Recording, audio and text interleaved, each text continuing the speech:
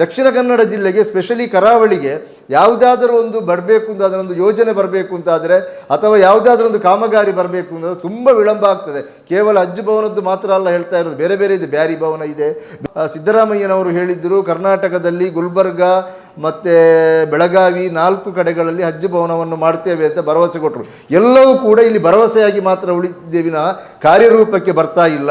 ಕರ್ನಾಟಕ ರಾಜ್ಯದಲ್ಲಿ 2 ಅಂತಾರಾಷ್ಟ್ರೀಯ ವಿಮಾನ ನಿಲ್ದಾಣಗಳಿದೆ. ಆ 2 ವಿಮಾನ ನಿಲ್ದಾಣಗಳಿಂದ ಹಜ್ ಯಾತ್ರೆಗೆ ಹೋಗುವವರಿಗೆ ಅವಕಾಶ ಕಲ್ಪಿಸಬೇಕು. ಮತ್ತು ಮುಖ್ಯವಾಗಿ ಮಂಗಳೂರಿನಲ್ಲಿ ಬಹಳ ವರ್ಷಗಳಿಂದ ಕೇವಲ ಭರವಸೆಯಾಗಿ ಉಳಿದಿರ್ತಕ್ಕಂತಹ ಹಜ್ ಭವನವನ್ನು ಕೂಡಲೇ ನಿರ್ಮಾಣ ಮಾಡಬೇಕು ಅಂತ ಹೇಳುವಂತಹ 2 ಉದ್ದೇಶಗಳಿಗಾಗಿ ನಾವು ಈ ಪತ್ರಿಕಾಗೋಷ್ಠಿಯನ್ನು ಇವತ್ತು ಕರೆದಿದ್ದೇವೆ. ಮುಸ್ಲಿಂ ಸಮುದಾಯದ ಜನರ ಒಂದು ದೊಡ್ಡ ಆಗ್ರಹ ಏನು ಅಂತ ಹೇಳಿದರೆ, ಅವರ ಒಂದು ಆಸೆ ಏನು ಅಂತ ಹೇಳಿದರೆ, ಹಜ್ ಕರ್ಮ ನಿರ್ವಹಿಸಬೇಕು ಅಂತ ಹೇಳುವಂಥದ್ದು. ಸುಮಾರು 10, 15, 16 ಲಕ್ಷ ಜನ ಒಂದು ವರ್ಷದಲ್ಲಿ ಬಕ್ರೀದ್ ಸಂದರ್ಭದಲ್ಲಿ ಹಜ್ ಕರ್ಮವನ್ನು ನಿರ್ವಹಿಸಲಿಕ್ಕಾಗಿ ಮಕ್ಕಾಕ್ಕೆ ಹೋಗ್ತಾರೆ.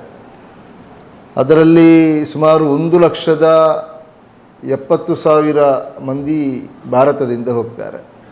ಅದರಲ್ಲಿ ಸುಮಾರು 70% ಹಜ್ ಕಮಿಟಿಯ, ಸರ್ಕಾರದ ಅಧೀನದಲ್ಲಿರುವಂಥ ಹಜ್ ಕಮಿಟಿಯ ಪ್ರತಿನಿಧಿಗಳಾಗಿ ಅದರ ವ್ಯಾಪ್ತಿಯಲ್ಲಿ ಹೋಗುವಂಥವರು, ಉಳಿದದ್ದು ಖಾಸಗಿಯಾಗಿ ಹೋಗುವಂಥವರು.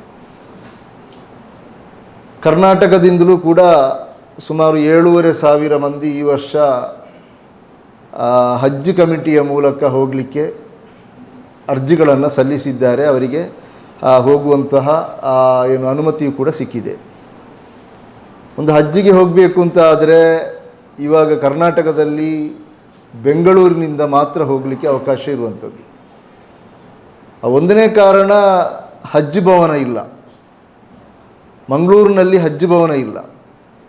ನಾವು ಯಾಕೆ ಈ ಹಜ್ ಭವನ ಬೇಕು ಅಂತ ಹೇಳುವಂಥ ಬೇಡಿಕೆ ಇಡುವುದು ಅಂತ ಹೇಳಿದರೆ, ಇದು ಸುಮಾರು ಒಂದು 15-20 ವರ್ಷಗಳಿಂದ ಈ ದಕ್ಷಿಣ ಕನ್ನಡ ಜಿಲ್ಲೆಯ ಮುಸ್ಲಿಂ ಸಮುದಾಯದ ಒಂದು ಕೂಗು ಮತ್ತು ಬೇಡಿಕೆಯಾಗಿದೆ.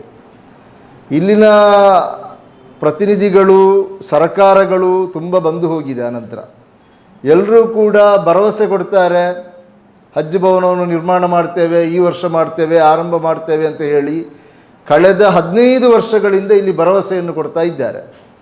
ಸರ್ಕಾರ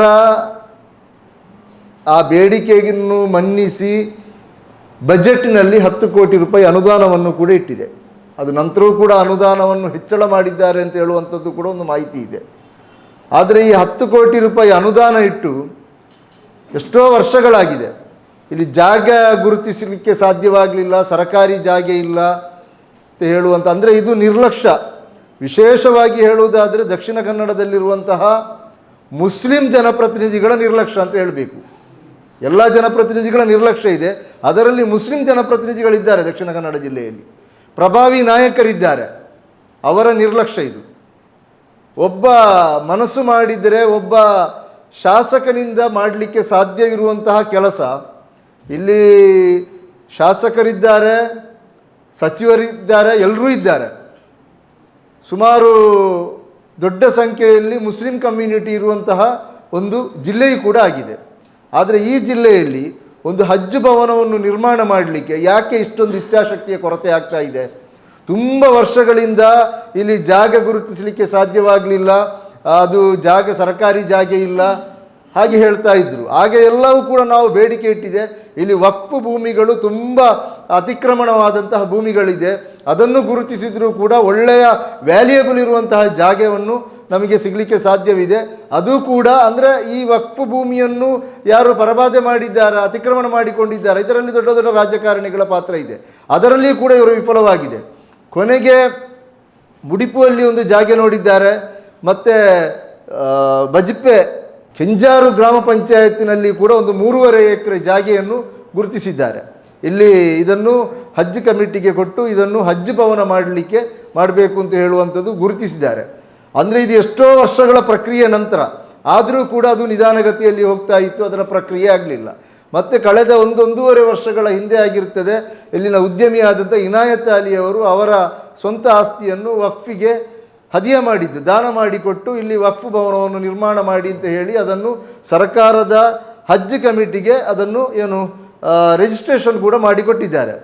ಇಷ್ಟೆಲ್ಲ ಆಗಿರುವಾಗ ಇನ್ನೂ ದುಡ್ಡು ಕೂಡ ಬಂದಿರುವಾಗ ದುಡ್ಡು 10 ಕೋಟಿ ರೂಪಾಯಿ ಇದಕ್ಕೆ ಬೇಕಾಗಿ ಮೀಸಲಿಟ್ಟಂಥ ದುಡ್ಡಿದೆ.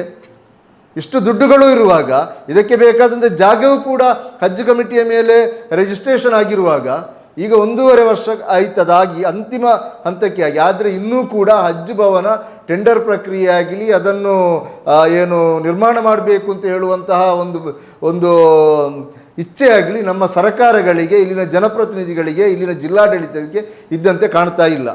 ನಾವು ಯಾಕೆ ಇಷ್ಟೊಂದು ಬೇಡಿಕೆ ಇಡ್ತಾ ಇದ್ದೇವೆ ಅಂತ ಹೇಳಿದರೆ, ಈಗಾಗಲೇ ಹೇಳಿದ್ದೇನೆ, 7,500 ಮಂದಿ ಕರ್ನಾಟಕದಿಂದ ಹಜ್ ಕಮಿಟಿಯ ಮೂಲಕ ಹಜ್ ಯಾತ್ರೆಯನ್ನು ಕೈಗೊಳ್ತಾರೆ.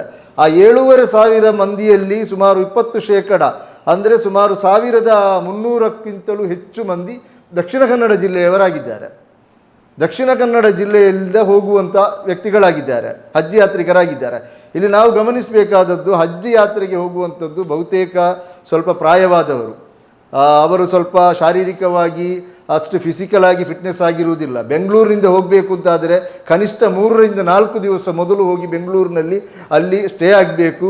ಅವರ ಬೇರೆ ಬೇರೆ ಟ್ರೈನಿಂಗ್ಗಳೆಲ್ಲ ಇದೆ, ಮತ್ತು ಅಲ್ಲಿ ರಿಜಿಸ್ಟ್ರೇಷನ್ ಎಲ್ಲ ಮಾಡಬೇಕು. ತುಂಬ ಗೊಂದಲಗಳಿದೆ ಅಲ್ಲಿ. ಬೆಂಗಳೂರಿನಲ್ಲಿ ಸುಮಾರು 7,500 ಮಂದಿ ಹೋಗುವಾಗ ಅಲ್ಲಿ ಸಾವಿರಾರು ಮಂದಿ ಅವರ ಫ್ಯಾಮಿಲಿಯವರು ಎಲ್ಲ ಬರ್ತಾರೆ. ಅಲ್ಲಿ ಒಂದೇ ಕಡೆಯಿಂದ ಆಗುವಾಗ ತುಂಬ ಗೊಂದಲಗಳಾಗ್ತದೆ. ಈ ಚಿಕ್ಕ ರಾಜ್ಯ ಕೇರಳದಲ್ಲಿ 2 ಕಡೆಯಲ್ಲಿ ಹಜ್ ಭವನ ಇದೆ, ಆದರೆ ಕರ್ನಾಟಕದಲ್ಲಿ 2 ಅಂತಾರಾಷ್ಟ್ರೀಯ ವಿಮಾನ ನಿಲ್ದಾಣ ಇದೆ. ಆ 2 ಅಂತಾರಾಷ್ಟ್ರೀಯ ವಿಮಾನ ನಿಲ್ದಾಣದಲ್ಲಿಯೂ ಕೂಡ ಹೋಗಲಿಕ್ಕೆ ಅವಕಾಶ ಕಲ್ಪಿಸಬೇಕು. ಅದಕ್ಕೆ ಇಲ್ಲಿ ಹಜ್ ಭವನವನ್ನು ಒಂದು ಕಾರಣವಾಗಿ ಕೊಡ್ತಾ ಇದ್ದಾರೆ. ಇವತ್ತು ಹಜ್ ಭವನಕ್ಕೆ ಬೇಕಾದಂಥ ಪ್ರಕ್ರಿಯೆಗಳೆಲ್ಲ ಆದರೂ ಕೂಡ ಆ ಹಜ್ ಭವನಕ್ಕೆ ಟೆಂಡರ್ ಆಗಲಿ ಅದು ನಿರ್ಮಾಣ ಮಾಡುವಂಥ ಕೆಲಸವಾಗಲಿ ಇನ್ನೂ ಕೂಡ ಆಗ್ತಾ ಇಲ್ಲ. ದಕ್ಷಿಣ ಕನ್ನಡ ಜಿಲ್ಲೆಗೆ, ಸ್ಪೆಷಲಿ ಕರಾವಳಿಗೆ ಯಾವುದಾದರೂ ಒಂದು ಬರಬೇಕು ಅಂತ, ಅದರೊಂದು ಯೋಜನೆ ಬರಬೇಕು ಅಂತಾದರೆ ಅಥವಾ ಯಾವುದಾದ್ರೂ ಒಂದು ಕಾಮಗಾರಿ ಬರಬೇಕು ಅಂತಂದರೆ ತುಂಬ ವಿಳಂಬ ಆಗ್ತದೆ. ಕೇವಲ ಹಜ್ ಭವನದ್ದು ಮಾತ್ರ ಅಲ್ಲ ಹೇಳ್ತಾ ಇರೋದು, ಬೇರೆ ಬೇರೆ ಇದೆ, ಬ್ಯಾರಿ ಭವನ ಇದೆ, ಬೇರೆ ಬೇರೆ ಬಜೆಟ್ನಲ್ಲಿ ಘೋಷಣೆ ಮಾಡುವಂಥದ್ದು ಇದೆ, ಅದನ್ನೆಲ್ಲ ಮತ್ತೆ ನಾವು ಮಾತನಾಡ್ತೇವೆ. ಈಗ ನಾವು ವಿಶೇಷವಾಗಿ ಹಜ್ ಭವನವನ್ನು ಸರ್ಕಾರ ಕೂಡಲೇ ಈ ಸ್ಥಳದಲ್ಲಿ ನಿರ್ಮಾಣ ಮಾಡಬೇಕು ಅಂತ ಹೇಳುವಂಥ ಪ್ರಬಲ ಬೇಡಿಕೆಯನ್ನು ನಾವು ಈ ಪತ್ರಿಕಾಗೋಷ್ಠಿಯ ಮೂಲಕ ಸರ್ಕಾರದ ಮುಂದೆ ಇಡ್ತಾ ಇದ್ದೇವೆ. ಕಳೆದ ಸಲ ಸಿದ್ದರಾಮಯ್ಯನವರು ಹೇಳಿದ್ದರು, ಕರ್ನಾಟಕದಲ್ಲಿ ಗುಲ್ಬರ್ಗ ಮತ್ತು ಬೆಳಗಾವಿ 4 ಕಡೆಗಳಲ್ಲಿ ಹಜ್ ಭವನವನ್ನು ಮಾಡ್ತೇವೆ ಅಂತ ಭರವಸೆ ಕೊಟ್ಟರು. ಎಲ್ಲವೂ ಕೂಡ ಇಲ್ಲಿ ಭರವಸೆಯಾಗಿ ಮಾತ್ರ ಉಳಿದೇವಿನ ಕಾರ್ಯರೂಪಕ್ಕೆ ಬರ್ತಾ ಇಲ್ಲ. ಇದರಿಂದ ಇಲ್ಲಿಗೆ ಹಜ್ಜಿಗೆ ಹೋಗುವವರಿಗೆ ತುಂಬ ಸಮಸ್ಯೆ ಆಗ್ತಾ ಇದೆ, 1ನೇದು. 2ನೇದು, ಕಳೆದ ಇಲ್ಲಿ ಹಜ್ ಭವನ ಇಲ್ಲದಿದ್ದರೂ ಕೂಡ ಮಂಗಳೂರಿನಿಂದ ಕಳೆದ ಕೊರೋನಾ ಸಮಯದವರೆಗೂ ಕೂಡ ಮಂಗಳೂರಿನಿಂದ ಹಜ್ ಯಾತ್ರೆಗೆ ಹೋಗ್ತಾ ಇತ್ತು, ಇಲ್ಲಿಂದ ಫ್ಲೈಟ್ಗಳು ಹೋಗ್ತಾ ಇತ್ತು. ಆದರೆ ಕಳೆದ ಕೊರೋನಾ ನಂತರ ಇಲ್ಲಿಂದ ಫ್ಲೈಟ್ ಬಂದ್ ಆದದ್ದು ಇವತ್ತಿನವರೆಗೂ ಕೂಡ ಇದು ಓಪನ್ ಆಗಲಿಲ್ಲ. ಇಲ್ಲಿಂದ ಹಜ್ಜಿಗೆ ಹೋಗಬೇಕಾದ್ರೆ ಬೆಂಗಳೂರಿಗೆ ಹೋಗಬೇಕು ಅಂತ ಆದರೆ ಅದು ಎಕ್ಸ್ಪೆನ್ಸ್ ಜಾಸ್ತಿ.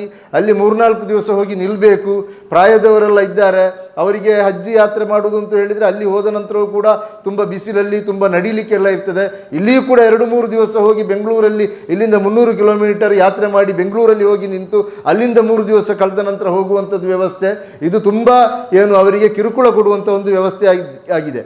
ಆದ ಕಾರಣ ಮಂಗಳೂರಿನಿಂದ ಇಲ್ಲಿ ಸುಸಜ್ಜಿತವಾದಂಥ ಏರ್ಪೋರ್ಟ್ ಇದೆ, ಇಲ್ಲಿಂದ ಫ್ಲೈಟ್ ಮಾಡಲಿಕ್ಕೆ, ಇಲ್ಲಿಂದ ಯಾತ್ರೆ ಹೋಗುವಂತಹ ವಿಮಾನದ ವ್ಯವಸ್ಥೆಯನ್ನು ಇಲ್ಲಿ ಸರ್ಕಾರ ಮಾಡಬೇಕು. ಅದನ್ನು ಯಾಕೆ ಇಲ್ಲಿ ಮಾಡ್ತಾ ಇಲ್ಲ ಅಂತ ಗೊತ್ತಿಲ್ಲ. ನಾವು ಕೇಳುವಾಗ ಹಜ್ ಕಮಿಟಿ ಇರ್ಬೋದು ಅಥವಾ ಸರ್ಕಾರದ ಸಂಬಂಧಪಟ್ಟ ಅಧಿಕಾರಿಗಳಲ್ಲಿ ಕೇಳುವಾಗ ಹೇಳುವಂಥದ್ದು ಇಲ್ಲಿ ಅದಕ್ಕೆ ಬೇಕಾದಂಥ ಪೂರಕವಾದ ವ್ಯವಸ್ಥೆ ಇಲ್ಲ ಅಂತ. ಇದಕ್ಕಿಂತ ಮೊದಲು 10-15 ವರ್ಷಗಳ ಕಾಲ ಮಂಗಳೂರಿನಿಂದ ಹೋಗ್ತಾ ಇತ್ತು, ಆವಾಗ ಯಾವ ಸಮಸ್ಯೆಯೂ ಇರಲಿಲ್ಲ. ಇಲ್ಲಿ ಬೇಕಾದಂಥ ವ್ಯವಸ್ಥೆಗಳೆಲ್ಲ ಇಲ್ಲಿ ಒಂದು ವೇಳೆ ಹಜ್ ಭವನವೇ ಆಗಲಿಲ್ಲ ಅಂತ ಇಟ್ಕೊಳ್ಳಿ, ಇಲ್ಲಿ ಹತ್ತಿರದಲ್ಲಿ ಅದಕ್ಕೆ ಬೇಕಾದ ಹಾಲ್ಗಳಿದೆ, ಮಸೀದಿಗಳಿದೆ, ಅಲ್ಲಿ ಡೊಮೆಸ್ಟಿಕ್ ಏರ್ಪೋರ್ಟ್ ಇದೆ, ಎಲ್ಲ ವ್ಯವಸ್ಥೆ ಇದೆ. ಆದರೂ ಕೂಡ ಇಲ್ಲಿನ ವಿಮಾನ ನಿಲ್ದಾಣಕ್ಕೂ ಕೂಡ ಆದಾಯ ಬರ್ತದೆ. ಇಲ್ಲಿ 1,300 ಮಂದಿ ದಕ್ಷಿಣ ಕನ್ನಡ ಜಿಲ್ಲೆಯಿಂದ ಹೋಗುವವರಾದರೆ ಅದಕ್ಕೆ ನೇಬರ್ ಡಿಸ್ಟಿಕ್ ಇಲ್ಲಿ ಹತ್ತಿರವಿರುವಂಥ ಉಡುಪಿ, ಉತ್ತರ ಕನ್ನಡ, ಮಡಿಕೇರಿ, ಶಿವಮೊಗ್ಗ, ನೆರೆ ಕಾಸರಗೋಡು, ಇಲ್ಲಿಂದ ಎಲ್ಲ ನಮ್ಮ ಈ ಒಂದು ಏರ್ಪೋರ್ಟ್ನಿಂದ ಹೋಗಲಿಕ್ಕೆ ತುಂಬ ಅನುಕೂಲವಾಗ್ತದೆ. ಸುಮಾರು ಒಂದು 3-4 ಸಾವಿರ ಮಂದಿಗೆ ಇದರಿಂದ ತುಂಬ ಅನುಕೂಲವಾಗ್ತದೆ. ಆದ ಕಾರಣ ಕೇಂದ್ರ ಸರ್ಕಾರ ಮತ್ತು ರಾಜ್ಯ ಸರ್ಕಾರ ಇದನ್ನು ವಿಶೇಷವಾಗಿ ಪರಿಗಣಿಸಿಕೊಂಡು ಈ ಒಂದು 2 ಬೇಡಿಕೆಗಳನ್ನು ಶೀಘ್ರವಾಗಿ ಜಾರಿಗೆ ತರಬೇಕು, ಈಡೇರಿಸಬೇಕು. ಹಜ್ ಭವನ, ಸುಸಜ್ಜಿತವಾದಂಥ ಒಂದು ಹಜ್ ಭವನವನ್ನು ಮಂಗಳೂರಲ್ಲಿ ನಿರ್ಮಾಣ ಮಾಡಬೇಕು. ಅದೇ ರೀತಿ ಇಲ್ಲಿಂದ ವಿಮಾನಯಾನವನ್ನು ಕಲ್ಪಿಸಬೇಕು ಅಂತ ಈ ಮೂಲಕ ಸರ್ಕಾರಕ್ಕೆ ಬೇಡಿಕೆ ಇಡ್ತಾ ಇದ್ದೇವೆ.